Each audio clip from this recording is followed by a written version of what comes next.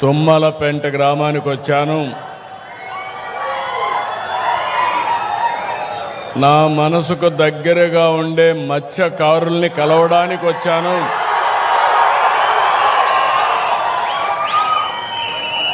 వచ్చినప్పుడు మీ అభిమానం చూస్తే ఇంకా నాకు హుషారు పెరుగుతా ఉంది. ఇంకా బాగా కష్టపడాలనే ఆలోచన వస్తూ ఉంది. ఎప్పుడైతే చేసిన పనిని గుర్తుపెట్టుకుని మీరు కూడా అభిమానం సంఘీభావాన్ని తెలియజేయగలిగితే దానివల్ల వచ్చే కిక్కే వేరు. అలాంటి మిమ్మల్ని చూసినప్పుడు నేను చేసే పనికి సార్థకత కనపడుస్తూ ఉంది. ఆ సందర్భంగా మరొక్కసారి మనస్ఫూర్తిగా పేరు పేరున మా మత్స్యకారు సోదరి సోదరులందరికీ అభినందనలు, శుభాభినందనలు.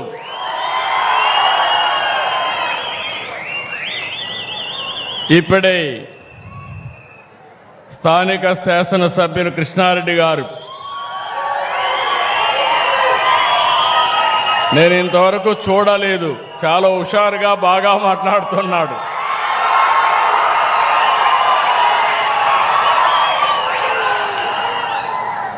గౌరవనీయులు ప్రజాసేవ కోసమే రాజకీయాల్లోకి వచ్చిన ప్రభాకర్ రెడ్డి గారు, ఇంకో పక్కన సహచర మంత్రివర్గ సభ్యులు అచ్చెన్నాయుడు గారు, రామనారాయణ రెడ్డి గారు, ప్రభాకర్ రెడ్డి గారు, అదే సమయంలో ఇక్కడికి వచ్చినప్పుడు నా పక్కన కూర్చున్నటువంటి నాగరత్నమ్మ, శ్రీమతి నాగరత్నం గారు ఇప్పుడే మాట్లాడాడు. సాయిబాబు ఆయన అనుభవం సముద్రం లేకపోయినప్పుడు నేను అవలంబించిన విధానాలు అర్థమైనాయా లేదా అని తెలుసుకోవడానికి మాట్లాడితే చాలా క్లియర్గా మీ అందరికి ఎక్స్ప్లెయిన్ చేసే పరిస్థితికి వచ్చాడు.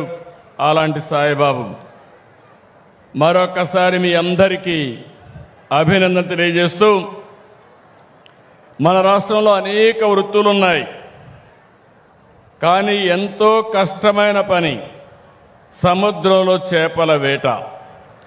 ఈ వృత్తికి ఎంతో ధైర్యం కావాలి, సాహసం కావాలి. ఊవెత్తున ఎగిరిపడే అలలకు సైతం ఎదురుగా ముందుకు పోయే గుండె ధైర్యం, అది ఉండే ఏకైక వర్గం మా మత్స్యకారులు. జీవనోపాధి కోసం కుటుంబాలను వదిలి ఎండలో వానలో రోజుల తరబడి ఎంతో ప్రమాదకరమైన పరిస్థితులు సముద్రంలోనే గడుపుతారు. సముద్ర తల్లిని నమ్ముకుంటారు. అందుకనే మేము ఒకసారి చూస్తే చాలా సమస్యలు చూశాను. ఎక్కడెక్కడికో వెళ్ళిపోతారు. తుఫాను వస్తే మీకు సమాచారం ఇవ్వాలన్నా వీలేని పరిస్థితి వస్తుంది. అలాంటి మీకోసం ఈ ప్రభుత్వం ఎల్లప్పుడూ ఉంటుందని మరొక్కసారి తుమ్మలపెంటలో హామీ ఇస్తున్నా. అందుకే ప్రతి ఏటా ఏప్రిల్ 15 నుంచి జూన్ 14 వరకు దాదాపు 61 రోజుల పాటు సముద్రంలో చేప పిల్లలు ఎక్కువగా పెట్టే సమయం. ఆ సమయాన్ని వేట నిషేధించాం, పక్కాగా అమలు చేస్తున్నాం. ఈ సమయంలో మీరంతా వేటకు దూరంగా ఉంటారు, ఉపాధి లేదు, వేటాడితే తప్ప కడుపు నిండే పరిస్థితి ఉండదు. అలాంటి మీకోసం మీ త్యాగాన్ని ఆదుకునేందుకే మత్స్యకారుల సేవలో ఈ కార్యక్రమాన్ని తీసుకొచ్చాం. ఈ ఏడాది మత్స్యకారుల సేవలో 1,30,796 మంది కుటుంబాలకు ఇస్తున్నాం. చరిత్రలో మొట్టమొదటిసారిగా 260 కోట్ల రూపాయలు ఈ రోజే మీ అకౌంట్లో వేసాం. మీ ఫోన్లో మీరు చూసుకోవచ్చు. పడ్డాయా లేదా? పడ్డాయి. మా తమ్ముళ్ళు హుషారుగా ఉన్నారు, ఫోన్ కూడా బాగా వాడుతున్నారు.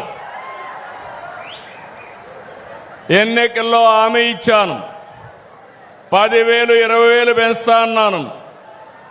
అందుకే పోయిన సంవత్సరం 1,21,433 మందికి ఇస్తే 243 కోట్లు ఇస్తే ఈసారి మిగిలిన వాళ్ళు కూడా యాడ్ చేసి 262 కోట్లు ఇచ్చాం.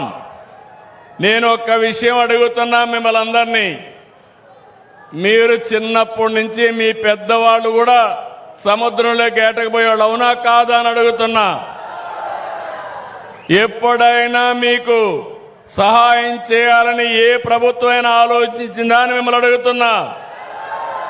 మొట్టమొదటిసారిగా మిమ్మల్ని గురించి ఆలోచించిన వ్యక్తి నందమూరి తారక రామారావు గారు. ఆ తర్వాత నేను ముఖ్యమంత్రి అయిన తర్వాత నేను చూశాను మిమ్మల్ని. సముద్రంలో వేటగా నిలిచిపోతే పూట గడిచే పరిస్థితి లేదు. అందుకే నేను ఆ రోజుల్లో సమైక్య ఆంధ్రప్రదేశ్లోని 31 కేజీల బియ్యం వేట సమయంలో మీకు అందజేసిన వ్యక్తి నేనేనని చెప్పి మీ అందరికీ తెలియజేస్తున్నా. ఇంకో పక్క ఓసారి సముద్రంలో తుఫాన్లు వస్తాయి. తుఫాన్లు వస్తే 1 రోజు 2 రోజులు కాదు, తుఫాను రాకుండా ముందు వచ్చిన తర్వాత కూడా సముద్రంలోకి పోలేరు. అందుకే 50 కేజీల బియ్యం సహాయాన్ని రెట్టింపు చేసిన ప్రభుత్వం తెలుగుదేశం ప్రభుత్వం, గుర్తుపెట్టుకోవాలి. మళ్ళీ 2014-15 ఆ రోజు మళ్ళీ ఆలోచించాను. 2000తో ప్రారంభించాను. 2016-17 మళ్ళా 4,000కు పెంచాను. 2019 10,000కు పెంచాను. అదే 5 ఏళ్ళు ఇచ్చారు తప్ప ఒక్క పైసా కూడా మీకు ఇవ్వలేదు, అవునా కాదా అని మిమ్మల్ని అడుగుతున్నా. ఈరోజు మీ ప్రభుత్వం వచ్చింది, మళ్ళీ 10,000 నుంచి 20,000 చేసిన ప్రభుత్వం ఈ ప్రభుత్వం. నేను ఇక్కడతో ఆగడం లేదు. సముద్రం మీ పక్కనే ఉంది. సముద్రంలో అపారమైన సంపద ఉంది. ఆ సంపదను ఉపయోగించి మిమ్మల్ని అందరినీ పేదరికం నుంచి పైకి తెచ్చే బాధ్యత ఈ ప్రభుత్వానికి హామీ ఇస్తున్నా. మామూలు కాదు. 1053 కిలోమీటర్లు సుదీర్ఘమైన తీరం మన సంపద, మన బలం. లక్షలాది మత్స్య కార్మికులు జీవనోపాధి పైన ఆధారపడుతున్నారు. నేను అందుకే అక్వా పైన, ఇంకొక పక్కన మీ ఆదాయం పైన శ్రద్ధ పెట్టాను. ఈరోజు మీరు ఒకసారి చూస్తే 14-19 మత్స్య సంపద ఉత్పత్తి 19.18% పెరిగింది. అదే కాంగ్రెస్ వచ్చింది, వైఎస్ఆర్ కాంగ్రెస్ వచ్చింది, 19-24 మధ్యలో 4 రెట్లు పడిపోయింది. 5.43 మాత్రం అభివృద్ధి జరిగే పరిస్థితి వచ్చింది. మళ్ళీ నేను ఒకటే ఆలోచిస్తున్నాను. రాష్ట్రంలో వ్యవసాయం తర్వాత, నిర్మాణ రంగం తర్వాత ఎక్కువ ఆధారపడేది మత్స్య సంపద పైనే మీరు ఆధారపడుతున్నారు. రాష్ట్రం ఆధారపడతా ఉంది. ఈరోజు మొత్తం దేశంలో 28% చేపలు ఎగుమతి చేస్తూ ఉంటే దాంట్లో 38% మన రాష్ట్రం నుంచే చేస్తున్నాం. దేశంలో రొయ్యల ఉత్పత్తిలో 80% ఆంధ్రప్రదేశ్ నుంచే ప్రపంచానికి ఎగుమతి చేస్తున్నామంటే అది ఆంధ్రప్రదేశ్ సత్తా. అయితే ఈరోజు నేను ఒకటే ఆలోచిస్తున్నాను. ఇంతలా రాష్ట్రానికి ఖ్యాతిని, ఆదాయాన్ని అందించేలా చేస్తున్న మీకు అన్ని విధాల అండగా ఉంటాం. ఏదో పెద్ద పెద్ద అక్వా ఫార్మ్స్కే కాదు, నా మనసుకు దగ్గరుండే మత్స్య కార్మికులకి అండగా ఉంటానని మరొకసారి హామీ ఇస్తున్నా. మెకనైజ్డ్ మోటరైజ్డ్ డీజిల్ పడవలకి 9 రూపాయలు సబ్సిడీ ఇస్తున్నాం. మెకనైజ్డ్ పడవలకి 3000 లీటర్లు, మోటరైజ్డ్ పడవలకి 300 లీటర్లు సబ్సిడీ అందిస్తున్నాం.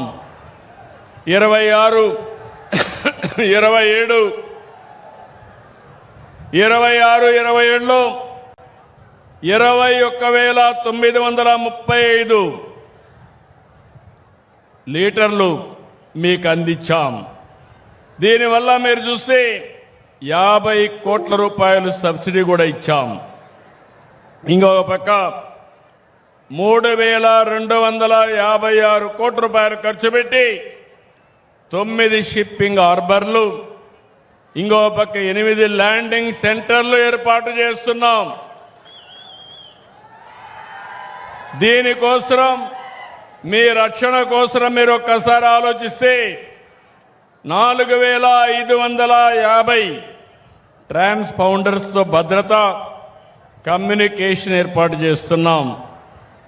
ఇంకో పక్క రాష్ట్రంలో పెద్ద ఎత్తున పడవలు కానీ వలలు కానీ మరణించినప్పుడు ఎక్స్గ్రేషియా కానీ సకాలంలో ఇస్తున్నాం. నేను ఒకటే హామీ ఇస్తున్నా, ఇప్పుడే కలెక్టర్తో కూడా మాట్లాడాను. ఈ తీరం మనదే, బోటు మందే, వేట మందే, రాజీ లేదు. ఎవరైనా వస్తే వెంటాడతాం, వేటాడతాం తప్ప ఇక్కడికి అలో చెయ్యం. మర్యాదగా చెప్తాం, వాళ్ళు కూడా వినాలి. ఎవరెవరి హక్కులు వాళ్ళు కాపాడుకోవాలి.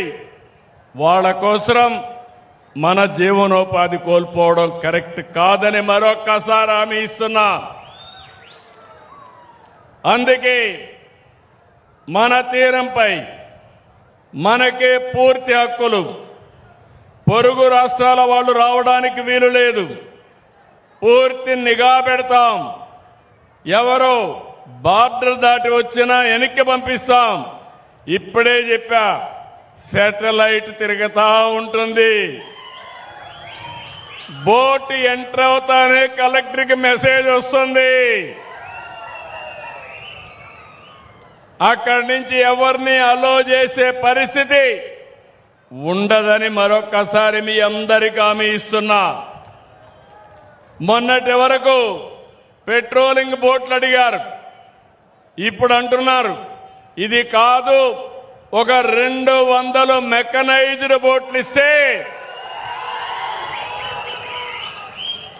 మన సరిహద్దుల వరకు ఎంత చేపలుంటే అన్ని చేపలు పట్టుకొని మేమంతా కూడా విదేశ మార్కెట్లో ఉత్పత్తి ఎగుమతి చేస్తామనే పరిస్థితికి వచ్చారు.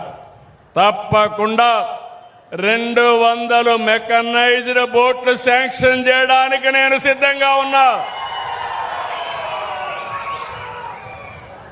అది కూడా సబ్సిడీ 60% ఇస్తాం. మిగిలింది రుణాలు ఇప్పించి మిమ్మల్ని ఆదుకుంటాం.